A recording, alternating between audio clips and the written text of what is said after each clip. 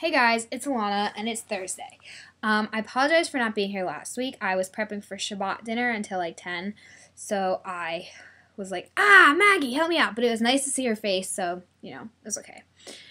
Anyway, so the topic for this week is how to handle being in a relationship with someone who has an unsupportive family. Here are kind of two ways to look at it.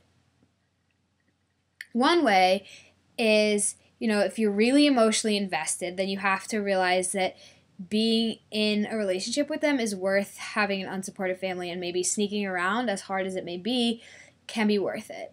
But the other way to look at it is if it's sucking too much of your energy and there's no way to get them to try and help their family be more supportive, then sometimes it's time to get out of the relationship. And here's kind of my explanation of my two methods. The first method is if you're with someone from the beginning and you know they don't have a supportive family, and you try and you try and you try, but by this time you're head over heels in love with the person, then there's only so much. There's a little spot on my computer and it's really bothering me. I fixed it. Then there's only so much you can do before you realize that is it worth it or is it not worth it. If being in a relationship is worth having to hide and duck around and keep secrets, then you do what you gotta do. But sometimes it's just really hard and you have to take care of yourself. It's basically whether you are strong enough to take care of both of you and deal with the fact that you can't be open. Sometimes it's also helpful to help them get their family to be more supportive, especially if you have a supportive family. I'm trying to explain this without getting too personal, but I think I'm about to. Ready, here goes. Okay, so I was with this girl, the girl I was with for 2.5 years, and her family was really unsupportive, and I didn't know how to deal with it. I really didn't. So what I did was I would constantly push her to, try and get her mom to like me and be okay with it and go out. But you have to kind of realize that, and what I've just recently realized, probably significantly too late, is that as hard as it may be for you to deal with, it's always harder for them.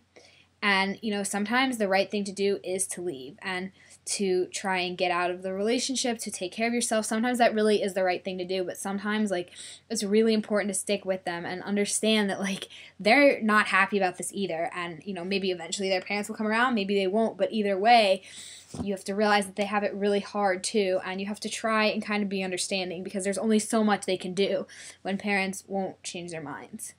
But, during the relationship, I was definitely okay, if you don't do this, we're going to break up, blah, blah, blah. And, you can't really do that because it's not in their control. And I think a lot of times that's what we have to realize. We have to realize that as much as we like to, blame the person for not doing enough, they probably do more than we realize. And, we have to love them for who they are, not for who their parents are. Because if we wanted to be in a relationship with their parents, it would be a totally different thing.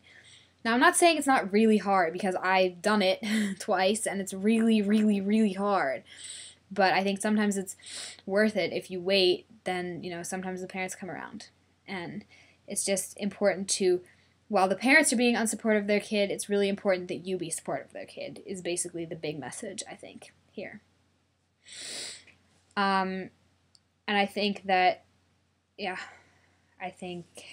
I just think it's really important to be supportive when parents are unsupportive, because those of us who have it good really don't realize how hard it is for the people who don't. And that's where I got lucky, and I'm sorry to all of those people who don't have supportive parents and all of those people who I have kicked out of my life because I didn't know how to be supportive for them and ignore the fact that their parents were unsupportive. That was my heartfelt apology right there. Okay. Question. Make a top 10 list. So, Jess said pick the topic, and she said make a top 10 list, and Sarah says top 10 what? Jess says whatever you want. So Sarah says top 10 anything, top 10 sex positions, top 10 celebrities, top 10 socks. I was thinking, I can't do top 10 sex positions because I haven't tried 10. So I was thinking I'm going to do top 10 socks. So I went through my socks and I picked 10 pairs of socks I really think are really cool that I have in my closet. So, sock number 1. These are my toe socks. I have several pairs, but these are my winter toe socks. They say let it snow on them. They even have a little pom-pom. I don't remember who gave them to me. They're really cute. I don't think I've ever actually worn them out of my house, but I do wear them in my house to sleep sometimes. Though it scares me when my toes don't touch each other. But these are my Let It Snow socks. So this isn't in any particular order. This is just kind of like compiled. Okay, these are my knee-high rainbow socks. Pretty self-explanatory. How cool are these? Wear them to Pride, wear them on Coming Out Day, wear them during Ally Week, wear them on Day of Silence, wear them whenever you want. They're beautiful. Okay, sock number 3. These are my Vans checkered rainbow socks, which I actually think are really cool because I think it's kind of neat that a shoe company made socks that just don't show in their shoes. So you don't even know that you're wearing socks. Like secret rainbow checkered socks. It's pretty neat. Okay, socks number 3. These were my favorite socks for such a long time. I wore them every day to sleep. How cool is that? They have a frog on them. They're fuzzy socks. I love fuzzy socks. I think fuzzy socks are the greatest invention on the planet. I really, really, really do. Really do. So these are my frog socks. So that's sock number 4.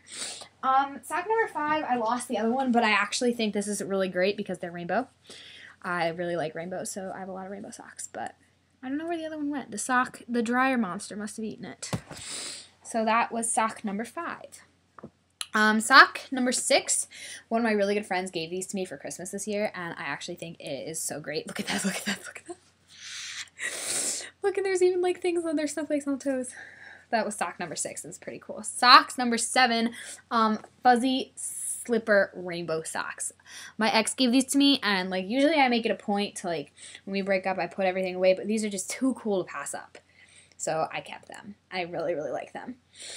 Yeah. So that was sock number 1, 2, 3, 4, 5, 6, 7. Sock number 8 over here. These I just got for Christmas too, and they're the softest socks I've ever had in my whole life. They're so soft. So soft. Sock number 9. Just kind of black polka dotted socks. I don't know why, but I really like them. I think these were like a Forever 21, like $2, like 99-cent socks, and I was like, they're actually really cool, so I bought them. My last favorite pair of socks I happen to be wearing right now. I wear a lot of blue, and I think it's really great that they made these little white and blue striped socks, and I wear them all the time. I only have one pair, but I wash them and I wear them, and they're so great. Anyway, those are my socks. Okay, I'll see you guys next week.